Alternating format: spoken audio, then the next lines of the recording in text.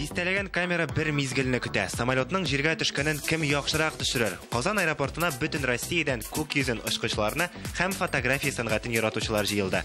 Новосибирск, Санкт-Петербург, Уфа һәм әлбәттә Татарстан. Иң кызыгы самолет янында басып тору, ул аның карарга, ничек эшлиләр монда, бөтен коллегалар белән бергә монда жүреп. Я в основном фотографирую. Гадәттә мин портрет, табигать күренешләрен төшерәм.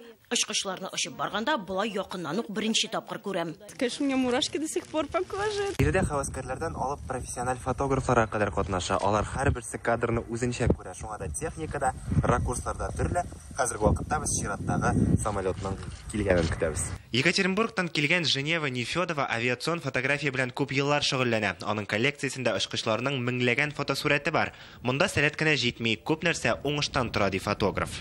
Погода помогает. Бүген яхшы сүрәтләр төшерү өчен һава торышы да уңай. Болытлы булгач, кадр ачык килеп чыга, кояш нурлары комачауламый. 40 фотограф аэропорт территориясенең төрле урыннарында, очып китү юлларында, пассажирлар перронында, диспетчерлар үзәгендә төшерде. Мы сегодня снимаем Очкычларны очып киткәндә дә, җиргә төшкәндә дә, пассажирларга хезмәт күрсәткәндә дә төшердек. Объективларга барлыгы 15 самолет эләкте. Ә менә мондый сурәт турында бик күп фотографлар хыяллангандыр. Ан-124 Руслан самолеты дөньядагы иң зур очкычларның берсе. Аның белән 100 тоннага кадәр йөк ташырга мөмкин.